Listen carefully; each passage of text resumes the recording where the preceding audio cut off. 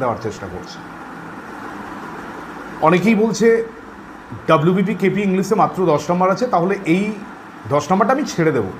English নিয়ে আমি একদমই মাথা ঘামাচ্ছি না, বাকি সাবজেক্ট আমি বেস্টটা আমার দিয়ে আসবো, তাতেই আমার পাস হয়ে যাবে। আমার মনে হয় এটা খুব একটা ঠিক কাজ হচ্ছে না। কেন, ইংলিশে যে 10টা নাম্বার আছে, এই 10টা নাম্বারকে যদি সঠিকভাবে স্মার্ট ওয়েতে আমরা প্রিপারেশন নিতে পারি, সেখান থেকে কিন্তু 7-8 পর্যন্ত নাম্বার খুব সহজেই পাওয়া যেতে পারে।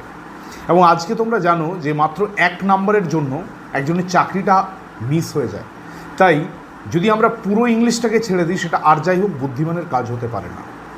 তবে অবশ্যই এটাও সত্যি যে 25 নম্বরে আমি যে ফোকাসটা দিতাম, যে জোরটা দিতাম, সেটা 10 নম্বরের ইংলিশে আমি অবশ্যই দেবো না। তাহলে কি আমি ছেড়ে দেবো? একদমই নয়। আমরা লাস্ট যে ডাব্লিউবিপি কনস্টেবল বা আমরা যে কেপি কনস্টেবল দেখলাম, যেখানে 10 নম্বরের ইংলিশ ছিল, এই দুটো কোয়েশ্চেন